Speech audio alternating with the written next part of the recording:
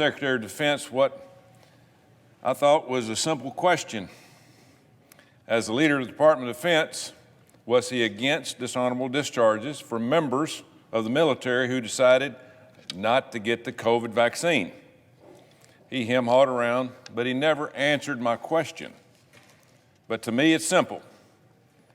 The answer should be, we will not dishonorably discharge those who serve honorably. Our country is defended by the bravest men and women in the world. Each raised their hands and pledged their lives to defend our nation and our way of life. Our service members stand the watch while we go to work. We spend time with our families and enjoy freedoms they vow to protect. You know, when COVID broke out, our military was there for the American military members and was also mobilized in all 50 states to serve as nurses, doctors at hospitals. They drove ambulances, set up food banks. They delivered critical supplies, and they worked to keep order. But how does the president thank them for their service? A dishonorable discharge for deciding not to take the vaccine. That's ridiculous. Receiving a dishonorable discharge means they lose all their veterans' benefits and their pension. And in some states, it's on par with a felony conviction. That means they lose their ability to vote or to carry a gun, not to mention what it does to their ability to find a new job. A dishonorable discharge is and should continue to be handed down for only the most reprehensible conduct in the military. Now, I'm for the vaccine. I've taken it, my family's taken it, and I continue to encourage others to talk about it and talk to their doctor about it. I also respect the chain of command. I know how important it is for soldiers to follow orders. But this vaccine is still new, and I'm sure the Department of Defense can look at other ways to manage our force rather than put a stain on the reputations of the men and women who wanted to serve and have served their country. Which brings me to another point about the impact of the Biden administration's vaccine mandates. When President Biden made his sweeping vaccine mandates, he did so with hubris or excessive confidence that Americans would just support the policy simply because it was competent that the administration had implemented it. But the mandates are short-sighted and they're ill-conceived, and they threaten our national security. Here's how. First, it creates a false choice for our defense contractors.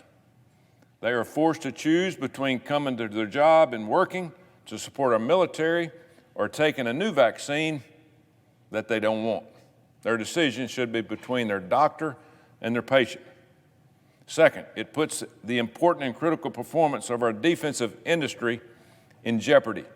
Alabama alone is home to 5,000 defense contractors. When these firms are unable to perform, our country is at risk.